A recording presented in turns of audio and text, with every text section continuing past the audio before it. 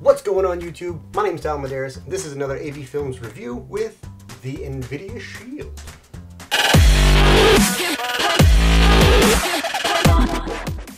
We're going to jump in with the build quality because I love me some build quality. Now the Nvidia Shield, as you can see, is a lot smaller from the previous model, still made from a sturdy plastic. Just don't drop it, I wouldn't recommend it, but not too bad. It's actually a lot heavier than I thought, and on the bottom there is some kind of like a rubber resistance, which is pretty good. So I noticed with like the Roku, for example, if you have HDMI plugged in, it's a thicker HDMI, it tends to just move the Roku wherever it wants to go. So pretty sturdy, not too bad. On the back you'll have two USBs, an HDMI, an Ethernet port, and then the power port, of course, with some ventilation vents in the back and on the bottom. And moving on to the controller, you can see there's a huge difference from the previous controller. The previous controller was a little bit bulky. This time around they made it a little bit more manageable. It does feel great in the hands, I gotta say. The analog sticks are a little bit smaller, but they do have the grooved edging, which is a good addition, I would say. Good job, Nvidia. And it feels, the buttons have some really good resistance to it. Feels overall pretty good in the hands, I gotta say. Compared to an Xbox One controller, they didn't do a bad job at all. It's kind of a funky design with like this grid type, analog type design on it, but overall not too shabby. It does have the charger port right up top, which is micro USB, which it does come with the cord, and it comes with the power cord for the Nvidia Shield. It doesn't come with an HDMI, which spending 200 bucks, I would figure they throw an HDMI, but who am I? But anyway, moving on to the little remote it comes with. A little bit different from the older remote. It doesn't have a 3.5 jack. Not a huge deal for me anyway. Some people may enjoy that feature, but it has a little punch hole. That's where you put in the two batteries. Has voice activation for the Google Now, which is awesome. And overall, not too bad. I do like the downgraded, the smaller size of things. A little bit more compact, a little bit more manageable, but overall, pretty solid build quality. Moving on. What's inside the box? Well, it's running a Tegra X1 processor with 256 core GPU and 3 gigs of RAM. This thing is a beast when it comes to media streamers, and it's also running Android 7.0 Nougat. I gotta say, hands down, if you're looking for just a media streamer, the Shield is the way to go. It does offer 4K and HDR playback, which is amazing. I had to plug into a 60-inch Samsung 4K TV, and the image was absolutely flawless, and the speeds that it offers, how quick it is just hands down the best out of the Roku, Amazon Fire Stick, and so on. Now the gaming on the other hand is a different story, but if you're looking for just a media streamer, I would say definitely pick the Shield up. It does have Kodi, so you can run Kodi on it, and I do run Kodi on the Amazon Fire TV, not the stick, and I gotta say it does operate a lot faster on the Shield. It does have USBs in the back too, so if you wanted to add, let's say, more storage, you could do that. Just gotta make sure you format the USB first, or if you wanted to store files on there, let's just say movies or TV shows, you can do that right off this. You can actually plug in a mouse and a keyboard to it, so you have a lot more capability in the Shield than other regular media streamers. I did pick up this with the controller, which was 200 bucks. Totally worth it. I've always been a Roku guy, but if I have to be honest, I would rather take the Google Play Store over the Roku channels. And that's just my personal opinion. Let me know what you think. Am I alone in this? I don't know. Maybe I am. Maybe I'm not. But that's my personal opinion. If you're doing just media streaming, hands down, this just beats everything else. I gotta say, it just beats everything else. Now, moving on to the gaming. In my mind, I had a much different picture of what to expect with gaming. My concerns was latency issues, the lag from it going to my streaming from my computer essentially to my TV in a different room. That was my biggest concern.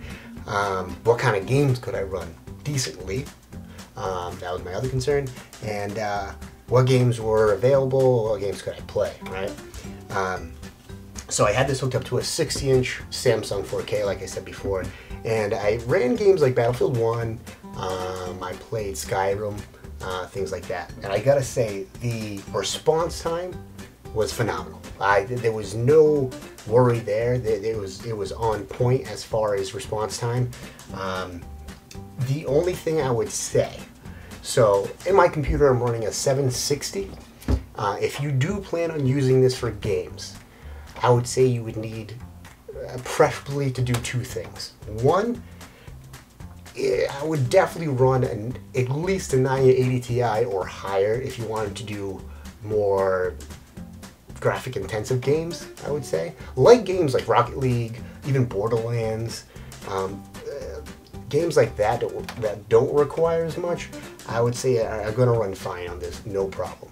But if you're going to do something like Skyrim, Battlefield 1, especially because it's multiplayer, the 760, it did it decently, but I did notice a lot of graphic issues. So that was the first thing. If you're going to buy it strictly for the games, at least run a 980 Ti or higher. The other thing is, preferably, if you can, hardwire both components. So hardwire the shield and hardwire your computer to a router, if it's possible. Because what I did notice when I was playing Skyrim or any game that I started playing, when your Wi-Fi dips, your graphics will, you'll notice it. You definitely notice it, whether it's blurred graphics or something along those lines. Obviously, I mean, you are streaming your game from your computer essentially to your shield, which is amazing within itself. Also, another thing to consider is, I'm only running 760, so it's not the best graphics card out there, I know that. But playing on a 60-inch TV, you could definitely see a lot of imperfections. It was like playing a regular Xbox game, right? But if you want a little bit better graphics, or cleaner graphics, if you're playing on a smaller TV, I'm sure you're not going to notice as many imperfections as I did. But overall, considering what it's doing, it did it fantastic. As far as the response time of it and the overall performance of it, it played really well. The only other thing I would say to be aware of when you're doing games is, even when you can do it a couple different ways. One, you can stream it through the GeForce Experience, or you can go through Steam. When I went through Steam, there was a lot of games that didn't have, obviously, the controller configs, so you would have to plug in a mouse or keyboard, so just keep that in mind. Some games are not built for it, which you can still launch them, and then you'll be in the menu, and you really won't be able to do anything. Now, I'm sure there's ways around that, whether it's like an emulator for the configs or what have you, but just keep that in mind. Also, with the GeForce Experience, it's pulling games from either Steam or Uplay or whatever platform it's coming from. So there might be some issues if you have to, let's say, log into Uplay, or there's an update, or what have you. So there might be some going back and forth. So if you plan on, let's say, having this, in my case, in your bedroom, which is on the second floor, and your regular PC is on the first floor, and then something comes along where you have to put in your password or update something, you may have to go back to your PC, log in, or what have you. You can try doing it through the Nvidia Shield, because essentially it's just displaying what's on your PC.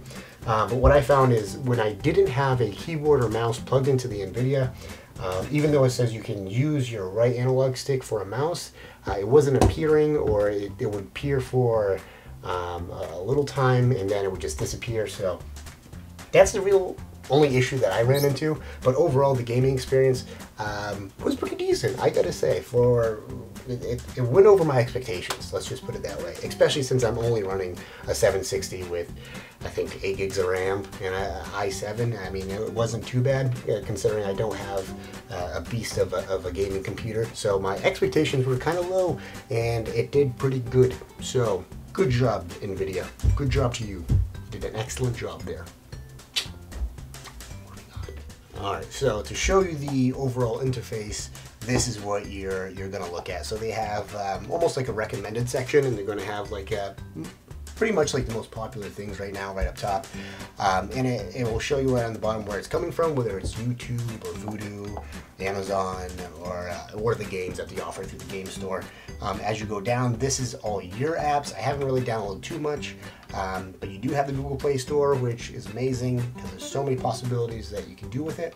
You have YouTube, Netflix, yeah, I have Amazon on there already, Google Play Games, and Plex. So you can do your Plex service right through here, yeah, which is amazing with itself. So not only can you do your Plex service, but you can also do your Kodi. And if you want to get rid of cable, this is an excellent way to go if you're going that direction.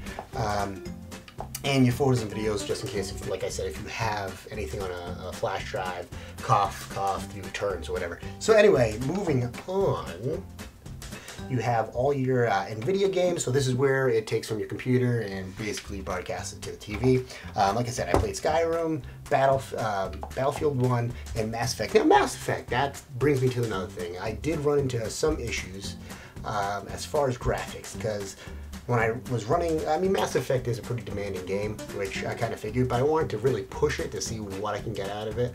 And every time I tried to change the graphic settings, whether on the Nvidia for Mass Effect game or on my computer, it would revert back to the same settings no matter what I did. Even if I chose for the Nvidia experience to not optimize games, it still reverted right back to it. So that was kind of strange. If you guys know anything or know how to fix that, let me know. But and then Steam, that's, I mean, like I said before, you can run either through Steam or you can run it through the Nvidia games. Mostly, I feel like it was a better experience through the Nvidia experience, and it's definitely much better if you allow Nvidia to optimize the games. Sometimes they give you some funky specs to run it through. But I mean, test it out, see how it does. I did have to tweak some games, but overall it was kind of decent. And I tried The Witcher, which actually ran one of the better games that ran was The Witcher. It was kind of weird, but that and Battlefield 1 again, weird, but breezy, fucking breezy, dude. So anyway, moving on to games, I'll show you how it works now that I got the Wi-Fi going. Don't look, don't you dare look. Capitals. I hate capitals. You know what I'm saying? It's like, oh, there's the mouse. There's the mouse. There's the mouse. See, sometimes it disappears on me. I don't know what it is. I don't know. See, I can see it here, but I just can't. I don't know why I can't see it half the other times. It's weird, but for sure, nailed it. All right, here we go. Okay. So we'll do a recommended conquest game here.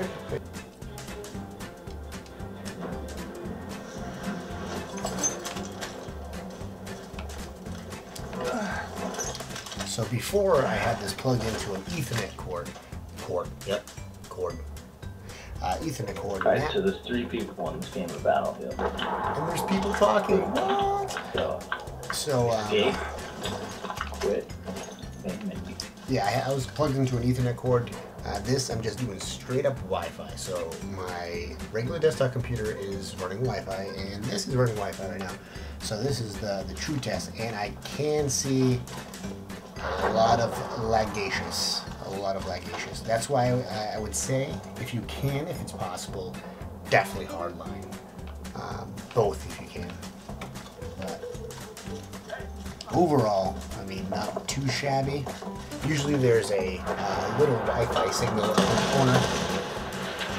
Almost died there. We are going to try Skyrim. Good old Skyrim. There it is. It's pulling it up. Yep, and there it is. As easy as that.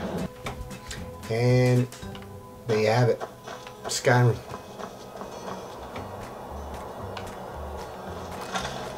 Good old Skyrim.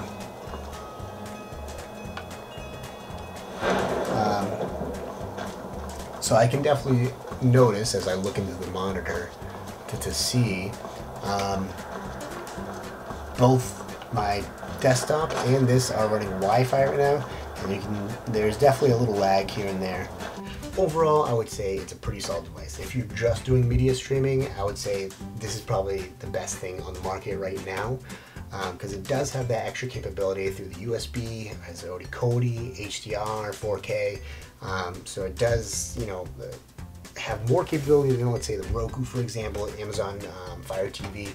That's just my opinion. I'd rather have the Android, the Google Play Store, rather than like Roku channels or the Amazon Market. Again, my personal opinion, if you're buying it for the games, I would keep in mind, like I said, I would definitely recommend the 980 Ti or higher if you plan on doing that, and also I would recommend hardlining both components, your gaming PC and the Shield. Because my experience, like I said, I'm only running a 760, but games ran pretty decent when I did hardline the Nvidia Shield to my Samsung. I hardlined it to the router, and it was playing on my Samsung, I should say. And my desktop was still running Wi-Fi, and I didn't really experience any lag issues or response time or anything like that. Now that I'm running both on Wi-Fi, I did experience it this time. So just keep those two things in mind. But overall, I would say a pretty solid device. It is a beast of a machine. I do like the new design. I like it smaller. The remote this time around does feel a lot better in the hands. And overall, it's I would say it's a solid buy. It's a solid buy. So pick one up. I mean, you guys may have different experiences than I have, so if you did have a different experience, or if you know how to make your experience better, leave a comment down below. If you liked the video, please like, comment, subscribe. Again, this is AV Films Review, and I'll see you next time.